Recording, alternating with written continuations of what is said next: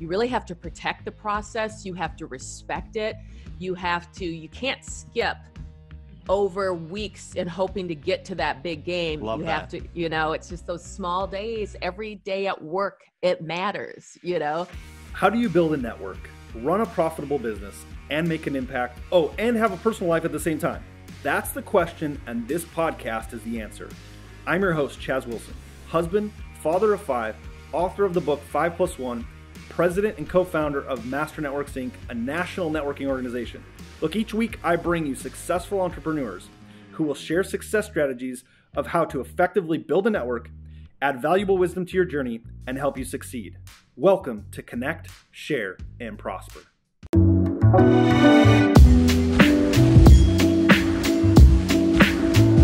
All right, everybody. Welcome to Connect, Share, Prosper. We're going to get started here in just a second. Thanks for joining. Yeah, make sure you share this. Make sure you tag people, and we'll get started. We're with Lea Olsen today. I'll do a quick introduction. If you have questions today for Lea, make sure you put those on the Facebook page, and make sure you ask those. And in fact, Lea will probably stay connected afterwards too to see questions that come in after the live episode of this, to make sure if you have something, she can answer that for you. But we're excited to be here today. There's a lot of great things we're going to talk about. So you guys get to see kind of the behind the scenes before we get the official episode started, which these come out every Wednesday, correct? Every Wednesday they'll come out. So listen, follow us on YouTube, subscribe to the Master Networks channel, this Facebook page, and get notified every time the new episodes come out. So by the way, when you get live here, make sure you put on the episode who's here and where you're from so we can give a shout out to you watching this episode. I see several people hopping on right now. Andriana, welcome. Carrie, welcome to our show. This is episode 83 of Connect, Share, Prosper. Let me tell you about our guest today. Super excited today. We have Lea Olsen, she's married. She has 2 college-age children. She lives in Minneapolis, Minnesota. She's a professional speaker, sports broadcaster, sideline reporter for the Minnesota Timberwolves, and broadcast analyst for the Minnesota Lynx. Founder of Rethink the Win, which we'll talk about here in today's episode. But since playing basketball for the University of Minnesota, where she studied journalism and mass communication, Lea's worked for NBCSN, ESPN's national WNBA coverage, and currently she is a game analyst for the Minnesota Lynx, as I said, and a sideline reporter for the Minnesota Timberwolves on Fox Sports North. She also broadcasts both the boys and girls Minnesota State High School basketball tournaments. She's the founder of her nonprofit Rethink the Win. Lea now champions young athletes as complete people and the positive impact of sports beyond the game. Welcome to Connect, Share, Prosper. Lea Olsen, welcome to our show. Oh, thank you so much. It's just great to be here with you. So listen, I know we're going to talk about sports today because, and I love sports. I was an athlete, grew up. I still coach sports, coach youth, coached high school, etc. Got it. Sports is a big thing, and it teaches so many lessons. But where did sports start for you? Were you always athletic? Did it come later as you grew up? Well, I was always athletic, luckily, but I was 6'1" at the tender age of 13. So, Wow. So I was standing out at a time when you really want to fit in. But unfortunately, I was going to a school that didn't have sports. And so I was just playing. I was just playing in the backyard. I was playing in gym class. I was playing with my brothers and just really learned to love the game just by having fun and enjoying it. Finally, I transferred into a school that had basketball and started playing my senior year in high school. So I had 1 year of basketball under my belt. My high school coach luckily saw a vision for myself that I didn't see for myself. And he said, you can play at a higher level. So I went to a junior college here in Minneapolis and played for 2 seasons and then made the big leap from junior college to Division I. Okay, so you started junior college. You had a coach, somebody that saw something in you, that believed in you and said, hey, you can play at the higher level. And so you then went to junior college and then made the leap to Division I basketball. What was that like, and what did you learn through that process? Well, it was an amazing process because what the coach did at the University of Minnesota, she said, you have 1 week to make the team. Wow. And so I came over to the University of Minnesota, and one of the things that obviously had helped me so much was that I was usually taller than everybody in community college in JUCO. And so when I got to the University of Minnesota, I looked up and I saw the team, and I was no longer the tallest. There's 6'1", 6'2", 6'3", 6'4", 6'5". And on top of that, I was by far the skinniest. And so the first couple of days of the tryout didn't go well. I basically did nothing. I couldn't figure out how to score on these ladies. These were the best of the best. I was turning the ball over and I just couldn't figure it out. And so I went home and I basically said to my mom, I want to quit. I don't think it's going to work. I can't play at this next level. And she asked me why. And I said, because these ladies are so great. They've been practicing longer. They're bigger. They're stronger. And I just listed everything that they had done. And she said to me, well, you haven't told me anything that you can do. And she's like, what do you do well in basketball? And I said, I'm a great rebounder and I'm fast. And she said, for the last 3 days of your practices, you need to go rebound that basketball and figure out how to rebound the ball. And then the last thing she said to me was, and you're going to have to work harder than everyone, Lea, because you haven't played as long. So you have to work harder. So I like those two pieces of advice because they're both things that I could control. I went there the next 3 days, started figuring it out. Me and the point guard started connecting, started getting out and running and making easy baskets. And then the coach could finally see what it was that I was bringing to the team. And so I made the team on Friday. And the biggest difference from that start of the week to the end of the week, really the only thing that had changed was my mindset. And so that was the biggest lesson for me, because on that day I realized if I just change my mindset, I can use that in any area of life, be it basketball, work, family, or whatever piece of your life. So what was the big shift for you? I mean, to me, what I heard was you focused on where your primary strength was, which was that rebounding piece, instead of trying to be all things on the court and do too much. You just focused where you were. But what was the big mindset shift for you during that process? I think the first piece was exactly what you just said, is I needed to focus on what I did best. I was so worried about what everybody else was doing around me or the things that I couldn't do as well. And so, I did have something to offer this team, in that I was quick and I could leap and I could rebound the ball, but I wasn't showing that when I was so worried about everything else that was happening. So I kind of cleared my mind and I just focused on what do I do well. And then that started showing up in those practices.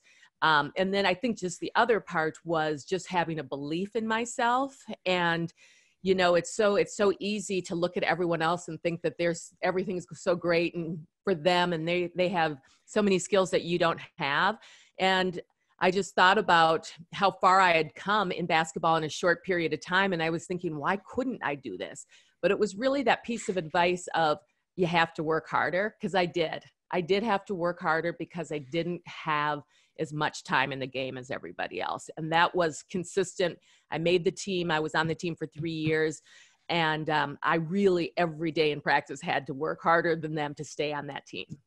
What do you think the lessons, I think sports teaches tons of lessons, as you just described, but what do you think the lessons that you learned from your time, whether it be just at the University of Minnesota, or I imagine, let me back up. So you when you're done with the University of Minnesota, because I want to dial in the context, some of it I already know, but I want our listeners to understand. Okay. So what happens after the University of Minnesota, and how did you still stay around sports, especially basketball? What were you doing? Well, I was at the University of Minnesota, and I really had fallen in love with the game. And I knew one thing for sure: I want to stay in the game. And I was a journalism major, and I wanted to be a sports journalist, but I wasn't really sure how to get there, what the route was going to look like. So my goal was just get a job in sports and somehow work my way into sports broadcasting. But whatever I did, I needed to work in sports. And that's really exactly what happened. I went over to work for the Timberwolves. I started in the marketing department, working with as a corporate account supervisor. And that was a great job as well. It taught me a lot about how an organization is run. But on the weekends and on evenings, I was getting gigs, interviewing people, doing high school games, doing college games. And so eventually, it took 5 years. The Timberwolves moved me over into their broadcasting department. And then I got hired by ESPN to cover WNBA. And so it grew from there. But it was really that just what for me it was, I really was clear on that focus of I need to stay in sports. So what's interesting too, and I gathered from your story as you just said this, I haven't picked this up before, but when you talked about number one, stay in the game, and when you talked about the Gophers and you had to do whatever it took to make the team, right? And I think in business, there's different teams we're on all the time, right? We have, whether it be the team that our employees or our sales team or our synergy partners that we do business with, we're always trying to make that team and stay on that team. And I thought it was interesting. You kind of like said it in passing. Well, I first started in broadcast and then I did this. Like, you did whatever it took to make the team all along the way. And so there's probably something there, some skill set that you've developed that just says, look, I'm going to do whatever's required to make this team and make it every time. And again, I think that goes back to mindset. And I think this is why sports can be so valuable to people, is that when I just learned that how to push myself, how to push yourself past being comfortable, I learned that in sports.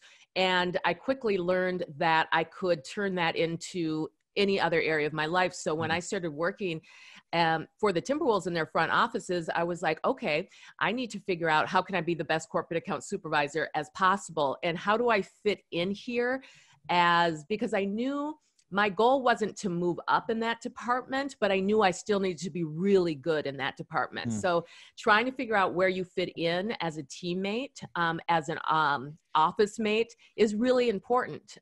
We all fit in different ways. What's your leadership style? How do you fit into the team?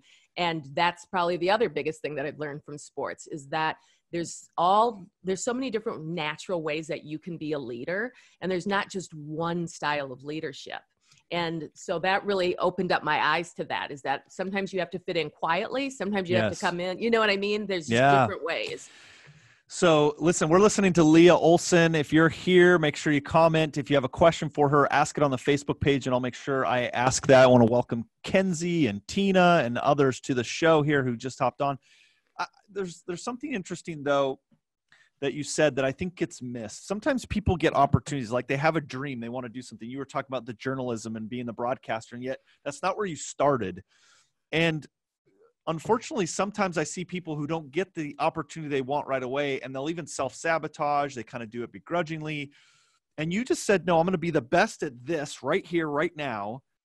And I think that's an important lesson for people to understand. You're not always going to get the opportunity exactly the way you want it, but be the best, and then people recognize talent. Absolutely. Right? Yeah. And I really felt like that coming through with the Timberwolves organization, is they were going to help me be the best I could be, because they saw that I was dedicating myself to them, the team, to trying to be really good at what I was doing. And so that's why in the end, they were willing to move me into the department that I wanted to go to, is because I showed up in the right way in this other area. But absolutely, it's like that drive. I mean, I always kept the big picture in mind, but I couldn't just skip over that position and just think, oh, when I'm done with this, I get to be a broadcaster. I had to really show up and be the best person I could be at that corporate account supervisor job. Okay, so you get the opportunity to be a broadcaster. I want to know, what was the first day like? The first time you went live, what was that like? Oh, yeah, this is a crazy one. So Kevin Garnett, who will be a Hall of Famer. He was my very first interview. He was obviously a star. No pressure.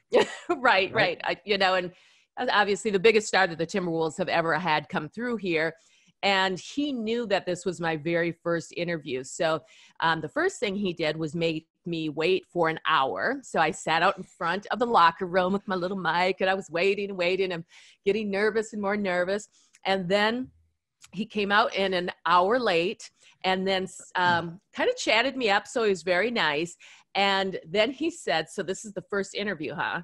And the more he was saying that it was the first interview, the more nervous I was getting, and he could see that. And so we finally made it through the interview. But when I look back at the interview, I have this look on my face the whole time, and it's basically kind of fear of like, like now I know how to cover that up a little bit when you're interviewing someone big like that. But so that was my very first on-air experience. How'd the interview go? It was fine. I asked what I was supposed to ask, and he answered. And Kevin Garnett is actually one of the best interviews that you probably have in the NBA or had. He's obviously retired now because he's very candid and real. So from that standpoint, it was good. It's just that my face shows a little bit of nervousness if you go back and see the interview. So, I mean, rightfully so, it's your first interview and you did that broadcasting. And were there any like, I always see some of these people like the bloopers or the under pressure or whatever. Like, do you have any of those funny, like caught in the moment or didn't realize you see the hot mic or whatever it was? Right. Well, luckily, I haven't had a ton of those for live TV. Yeah. And I do actually prefer live TV more than when you're taping things, just because it's like when I have the opportunity to tape something, then I always mess it up. So like I had a show that we did with the Timberwolves, and I was always interviewing coaches and players about like, breaking down the game. And we pre-taped that. And we had so many bloopers that we decided at the end of the season, we're just going to show the bloopers of the whole month. Right. But on air for live TV, I mean, there's been, you don't say the words you want. Yeah, sure. But nothing like major. I haven't sworn or done anything super crazy like that. So I've been good there. Yeah. I'm sure it's a high pressure thing, to be on live TV. And although people get more and more of it with these live Facebook, right? Yeah. People are getting more used to the opportunity of being live and anything can happen. We've had that here. We've had had the power go out. We've had all kinds of things happen. So transition this a little bit to what you're doing now. And I think it's pretty exciting, the things that you're teaching young athletes and children and so forth, and how that, evolves, and what sort of responsibility do we as adults have in helping them, continue down that path? Well, I think there's a lot of interesting things happening right now in youth sports in this country. And it's what's really interesting is all of the biggest places like the Olympic Committee, the NCAA committee, the most professional teams are all actually quite concerned about what's happening in youth sports because kids are dropping out at such high rates. And there's a tremendous amount of pressure put on our younger athletes because I think we all want our kids to be great athletes and we're pushing them through, and kids are trying to live up to this measure. And so for the first time, we're seeing stress and anxiety like we've only seen, and usually in the pros and in college, we're seeing them at the youngest ages. And we're also seeing parents, I don't know how to say it, acting crazy at games and as if it was a life and death experience of their 5th grade softball game.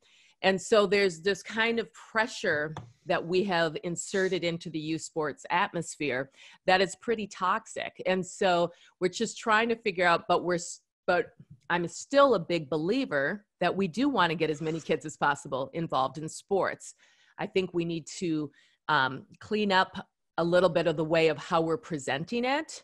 And, there's a huge conversation around specialization in sports. Yes. We know for sure right now that it's not healthy for the kids to specialize at young ages. I mean, that's just every group is coming out saying it, but I think parents feel the need to do it because they think it will get their kid to a higher level quicker. So there's just some stuff happening, and I just want to be able to try to help sort through this. I love that, especially since moving to Texas 4 years ago and understanding what football means in Texas and my boys playing that. So we do have a question. Kenzie, I think she said earlier she's from North Dakota. All right. Yeah, so upper Midwest. Being a former college basketball player, I can agree with these life lessons from sports. I was wondering how you've carried over your competitiveness into your life and career, and has it helped move your career forward faster? That's a great question. Thank you so much for asking it. I think the biggest part for me that, especially, for young girls, there's not a lot of places where you can compete with each other that's natural. And, young boys are always wrestling and doing things that are always competing. And so sports provided me a space where I could compete with other women in a very healthy, good way. We could compete. I wanted to win. The game would be over and we could all be friends and it was all good. And so just learning how to compete that way, I think is super important. That's one of the reasons why I love to get young girls involved in sports, because so many girls step away from competition because they think, oh, I don't want to be mad at so-and-so. And it has nothing to do with that. It just helps you lift your game to another level. And I think a little bit what I had said before, knowing how hard I could push myself physically, it also helped me push myself mentally in the job arena. So it just made me realize that I could always do more than I thought. I think that's so true. I think people look at anything physical, sports, it may not be as competitive maybe as an adult, but maybe it's a race you're training for, or anything like that that can be somewhat competitive. I think people miss the mental piece of all of that. And I think playing sports and excelling in that, for me as well, it was the mental toughness that I started to Yes. accomplish things that I didn't believe I could. And then all of a sudden, oh, wow, I can do that. I think that just transpires, further in a business life and career. And so when you think of what that does for young people, so powerful, and what we can do to help them. So what do you say to, maybe I wasn't an athlete growing up and now I'm a business owner, and what are things I can do to maybe, fire that competitive edge, that, that drive that I need in business? Yeah, that's a great question. If you've never gone through it, I think the biggest thing to me that can really be gained is understanding the dynamics of teams. And like we said, like everywhere that we work, we have teams, and there's so many different ways that people can step up and be themselves to be successful. But sometimes we believe that there's just one type of leader, and it's this big, outgoing, loud, vocal leader that everyone kind of sees as the leader. But what you realize is that the person who's introverted has something really important to give. The person who maybe doesn't talk as much, but kind of talks to you afterwards and pats you on the back and said, I saw you in that meeting today. There's so many different ways for you to kind of authentically step up and be a leader. And I think that's one of the things you can take from sports, even if you've never played it, is that every role matters. And it's absolutely true. And it's like your bench players matter just as much as those starters. And that's true. And so everyone in your office matters. And if you don't respect the person who's answering the phones, you're probably going to have some issues in your whole team, because that person needs to be respected. Yeah. Absolutely. All the way across. I mean, that's the thing, is sports are typically team sports. Even like, I ran track and field, and it's like, there's an individual and a team component to it. So there's always this level of understanding there. So I imagine, though, you've had the opportunity to not only just play for successful teams, but see them from the broadcasting and all that. Yes. I imagine you've seen some things that you say, this successful teams have these qualities, and maybe those that aren't successful have these qualities. What through that process have you learned that we as business owners could say these are key elements to successful teams or non-successful teams? Well, I'll say this from watching the Minnesota Lynx, which is our women's WNBA team here. They've won 4 WNBA championships, and I've been up close for all 4 of them. And so it's been a privilege to see what success looks like at that level. And I think one of the pieces that's so important is getting people to buy into the process. And I think we can all relate to this, because we all go to work every day and it can be a slog, and you have to do a bunch of things that you don't really want to do to get to the part that you really want to do.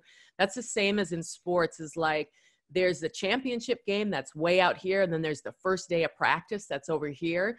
And you set your goals, and then you focus on the process day in and day out. And it's just these little meticulous things. And what it really made me understand is, you really have to protect the process. You have to respect it.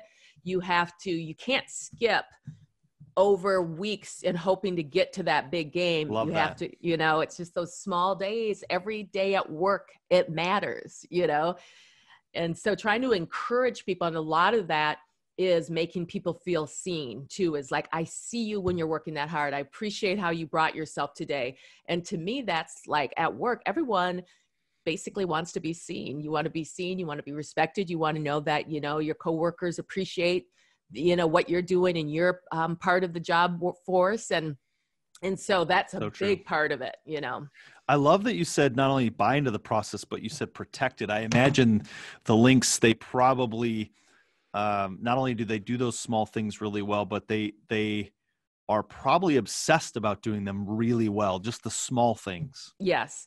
And it's super interesting, because when you see the stuff that they're focusing on, it's like, you would think that it's something you would be doing back in 5th grade basketball, because they're focusing on the fundamentals. Like, could you give us an example of something? Well, like, so one of the things that there's a huge difference from college and the pros is how fast that you can get your shot off. Mm. Because if you can't get your shot off really fast, in the pros, you'll just turn it over or your shot will get blocked. So how do you do that? You have to spend all this time working on the footwork, working on coming around screens, the fundamentals of every single thing of your hand being released, releasing the ball at a certain time. It's all these just small little details. And it's stuff that kids in fifth grade are working on, but they're mastering it at the highest level. And I think that's why I love sports as a parallel to business, because in business too, I mean, it's the fundamentals. It's getting obsessed about the fundamentals. Everyone wants the cool, shiny thing, and that's why when we talk about networking and connecting with people, it's so fast. We want to move to what's the thing I could throw money at to make it work versus the fundamental of learning to connect with people and learning to, share your business in a distinct and succinct way of that. So has there been anything that you would say, I see this from a professional team, that they avoid, right? Or boy, they made this mistake and you should avoid this? Yeah, I think the biggest one is if you have done the work to really think about, like, what type of team are we going to be? What are our values? What's our value system? And if you've really done that work in figuring that out and carving that out and letting everybody know, you can't veer from it. And what happens in athletics is if someone gets injured, a key player, then you might want to veer off and just go, well, should we just get this bad boy from this team that doesn't really fit our value system, but he could fill this hole? When you start doing that, when you step away from what you know is your value system, it always goes to the left. And then not only are you're trying to make up for that player that's injured and out, but now you have to compensate for stepping away from your value system. And so it's hard because you want a quick, easy fix. Yeah. And so, so I think in the real world, it's like, oh my gosh, I'm not making enough money. Should I, how could I do hustle? How could I cut corners? Who could I, you know what I mean? You start doing little things that you compromise. You compromise yourself. Exactly. And I think that's one of the biggest things, that you have to so succinctly stay on your game plan. And sometimes the game plan is the long route. Oh yeah. Right. But then it's there, it does show up. And I think that's the hardest part for most teams, is really staying clean on that. I agree that and then it changes the culture of the organization, the team, everything that you're doing, because you compromise in that sense. It's so interesting too, because, I can think about that from team sports or whatever, but I think especially in sports and then in business, like, you want to have an identity. It's how you identify yourself, I can think of teams I coached or teams I've been a part of where we kind of had an identity that no one worked harder, no one practiced harder than we did. Yes. Right. Or we had, when I played football, it's like we were a defensive powerhouse, and we just sort of adopted that identity that no one gets yardage on us, we just, no one does, or whatever it is, no one scores on us. And in business, I think it's the same thing. It's creating an identity for you, for your business, for your team. No one outworks us. Whatever it might be, that identity is important to your culture. It really is. And I think, like, I notice this a lot in restaurants. When you walk into a restaurant and you look around and you're not sure what the identity of the restaurant is, you're like, I don't really feel like this is supposed to be a Mexican restaurant, but it doesn't feel that way to me. Right. So I feel like they didn't really stick with the theme all throughout. They just kind of like picked a few things. And so when you do it, you have to go all in. And it's like, when you're talking about teams, I always think about the bad boys of the Detroit Pistons back in the day, right? It was like they came into your gym and you were like, these guys are going to come in and they're going to knock us around and they're going to do whatever it takes to win. And that was their reputation. And they never faltered from it. And they really never did until they blew that team up. And so it's just interesting, is like, I think it's really difficult as humans for us to stay on track like that. That's not an easy thing to do, especially because we depend on other humans, and sometimes people disappoint you. I think those restaurants are called fusion, right? Like Asian fusion or Mexican, like they can't figure it out. So they're fusion, right? We're going to take just two throw concepts. fusion in. Yeah. And I'm always like, what is it? I can't feel it, so. Right. And some of our businesses are like that, right? We're not sure what we are and what we do and how we deliver value to the marketplace. And so, so many great lessons, I think, that we learned through sports and how that transfers into business.